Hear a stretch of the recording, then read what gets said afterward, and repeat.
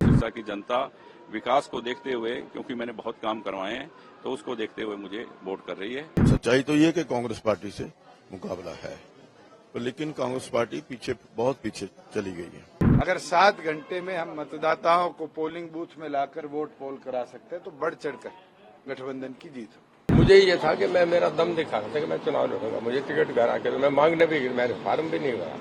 हरियाणा विधानसभा चुनाव के लिए वोटिंग जारी है। राज्य की सभी 90 सीटों पर एक ही चरण में वोट पड़ेंगे। इस बीच कई दिग्गजों ने वोट डाला।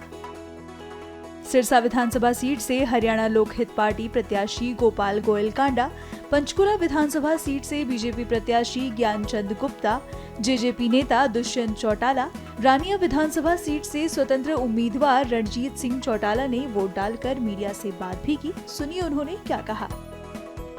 लोगों का एक तरफा माहौल है, धर्म नगरी है सिरसा, और सेवादार को हम सेवा करने वाले लोग हैं। तो भाई साहब, ये जो आप कह रहे हैं कि धर्म नगरी है, यहाँ पर डेरे का भी एक रोल रहता है, राम रहीम जी पर रोल। यहाँ बहुत से डेरे हैं, संत महात्माओं के डेरे हैं, गुरुद्वारों की भूमि है सिरसा। गुरु नानक जी ने यहाँ 40 दिन का चलिया काटा। बहुत यहाँ संत महात्माओं गुरुओं की कृपा है। हर व्यक्ति धार्मिक किसी संस्था से जुड़ा हुआ है, तो वो धार्मिक व्यक्ति को ही वोट देना पसंद करते हैं। हर डेरे से यही वोट तो लोगों ने डालने हैं, तो उनकी ये इच्छा होती है कि ऐसे व्यक्ति को डाल दें जो सेवा कर रहा है। पिछले कुछ समय से जो मैं हरियाणा में चुनाव के दौरान घूम रहा हूँ, एक बात जो बार बार कही जा रही है कांग्रेस पार्टी की तरफ से कि इस बार पहलवानी का मुद्दा, किसानों का मुद्दा, ये सब कुछ भारतीय जनता पार्टी को पटकनी देने वाला है। गलत है, बिल्कुल गलत। ना तो किसानों का कोई मुद्दा है। किसानों का मुद्दा, कांग्रेस पार्टी ने किसानों का बहुत अपमान किया है। 2-2 रुपए के खाली चेक दिए हुए, मुझे तो मालूम है, मैंने सब देखा है बड़ा नजदीक से। किसानों का जितना मान सम्मान मोदी जी ने किया है, मेरे ख्याल किसी ने नहीं किया होगा इस देश में। तो ना किसानी का मुद्दा है। और पहलवानों की बात रही तो उसका आदर सम्मान सरकार, हर सरकार करती है। ये नहीं मैं कहता कि कोई सब सरकारें करती हैं, पर वो जब पहलवान है, जब तक वो देश के लिए लड़ रहा है, जब वो इलेक्शन लड़ रहा है, तो फिर वो एक पॉलिटिशियन है। भाई साहब, एक और मुद्दा है, चूंकि भारतीय जनता पार्टी ने कैंडिडेट दे करके वापस ले लिया कैंडिडेट, तो लगता है कि असर आपका जो है वो मान रही है भारतीय जनता पार्टी? असर नहीं, क्या होता है कि कई बार टारगेट एक हो ना, तो आदमी साथ आ जाते हैं सभी कि जब एक टारगेट है हमारा सबका भी, कांग्रेस मुक्त भारत और कांग्रेस मुक्त हरियाणा, तो उसी टारगेट में भी देश को इतना 70, 50, 80 सालों तक लूटा है जिन्होंने, जिनकी सोच गलत है देश के प्रति और हरियाणा प्रदेश के प्रति हमेशा गलत रही है, तो लोग इकट्ठा हो रहे हैं और एक तरफा माहौल है। तो फिर से सरकार बनेगी तीसरी बार? 100%। देखो, सरकार हम बनाएंगे सिरसा से। एक आखिरी सवाल है गोपाल जी, चूंकि आप लगातार इस क्षेत्र का कई बार प्रतिनिधित्व कर चुके हैं, अगर मैं आपसे पूछूं कि सिरसा की जनता आपको एक बार फिर क्यों मौका दे? सिरसा की जनता को धार्मिक व्यक्ति चाहिए, यहाँ भाईचारे की राजनीति करने वाला व्यक्ति चाहिए, गुंडागर्दी ना हो, आपसी भाईचारा प्रेम प्यार हो, और जो धर्म के काम करे, सेवादार हो। सिरसा की जनता विकास को देखते हुए, क्योंकि मैंने बहुत काम करवाए हैं, तो उसको देखते हुए मुझे वोट कर रही है। मैं हरियाणा के मतदाताओं से अपील करूंगा कि लोकतंत्र के इस पर्व पर ज्यादा से ज्यादा मतदान करें और लोकतंत्र को मजबूत करें।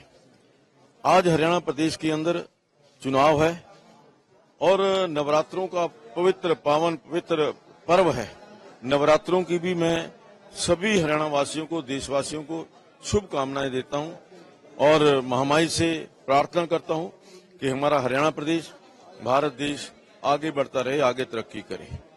आज मैंने यहां सेक्टर 17 के विजय पब्लिक स्कूल के अंदर मेरी धर्मपत्नी और मेरे ग्रैंडसन, हमारे पार्टी के जिला अध्यक्ष, इनके साथ मतदान किया है और मुझे पूरी उम्मीद है कि पंचकुला की जनता फिर से मुझे अपनी सेवा का मौका देगी और हम हैट्रिक लगाएंगे।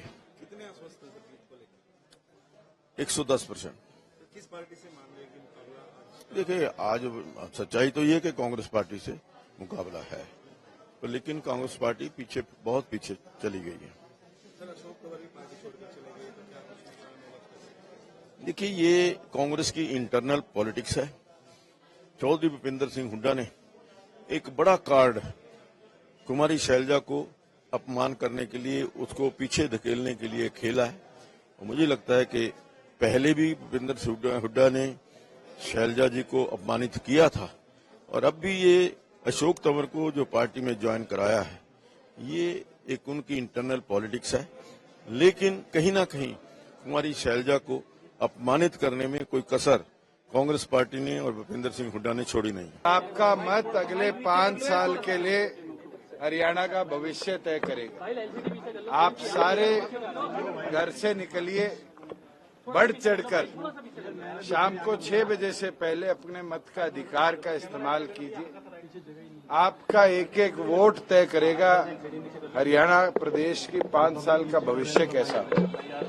और हमें पूर्ण विश्वास है, जिस जन भावनाओं से हमने पिछले 5 साल जन सेवा करी है, हरियाणा प्रदेश की जनता जननायक जनता पार्टी और आजाद समाज पार्टी के इस गठबंधन को ताकत भी देगी और ताकत के साथ पहले से भी ज्यादा नंबर्स के साथ हरियाणा विधानसभा के अंदर हमारे साथियों को भेजने का भी काम करेगी कि हम और ज्यादा मेहनत लगन के साथ हमारे करे में जो वादे हैं उनको जनता के लिए समर्पित कर पाएं, प्रोग्रेसिवली हरियाणा प्रदेश को आगे ले जा पाएं और हरियाणा प्रदेश के उन्नत भविष्य के अंदर हिस्सेदारी कर पाएं। मैं सभी से निवेदन करूंगा, लोकतंत्र की ताकत आज आपके हाथ में है।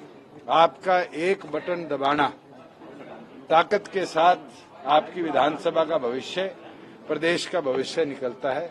आलसी मत बनिए, इसको छुट्टी मत बनाइए।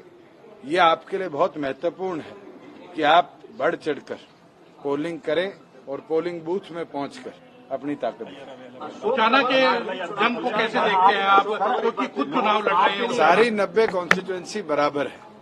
एक एक साथी इस गठबंधन का जो मैदान में है वो उसने पूरी 30 दिन मेहनत करी है और मैं मानता हूं उस 30 दिन की मेहनत का निष्कर्ष अगले 7 घंटे है। अगर 7 घंटे में हम मतदाताओं को पोलिंग बूथ में लाकर वोट पोल करा सकते हैं तो बढ़ चढ़कर गठबंधन की जीत हो।